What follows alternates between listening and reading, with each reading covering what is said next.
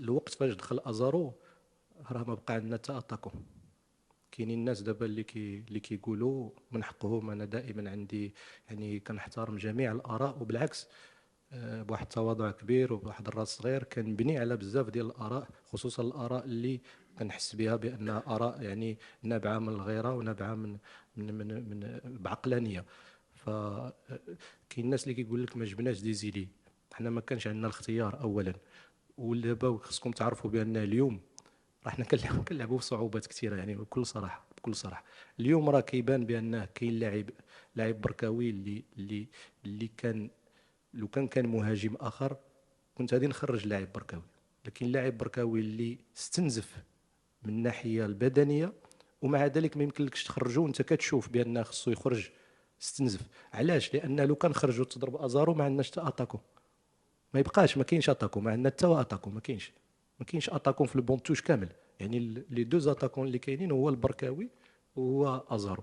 لهذا فاحنا راحنا كنلعبوا في واحد الصعوبات كثيره، ماشي فقط الصعوبات ديال كيفاش وجدنا ولا قله التحضيرات ولا مي لي بليسور داروا لنا مشاكل. لو كارطون روج دار لنا مشاكل. هو حتى اليوم ما كانش معنا حتى باش.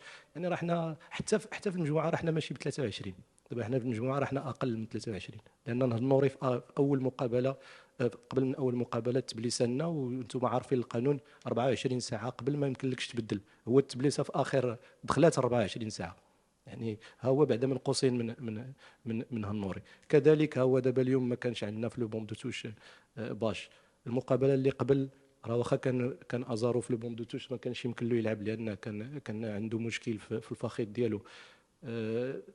الحمد لله هو دابا تقريبا جوج ديال المقابلات. الشيء اللي كنشوفه يعني كنتمنى من الله في المستقبل باش هذه الامور هذه تصلح، خصوصا الا كان اللاعب ما دارش واحد الخطا عن عمد. لان لا كومبيتيسيون شحال فيها 6 ديال المقابلات. لا كومبيتيسيون كتجي مره في الاربع سنوات.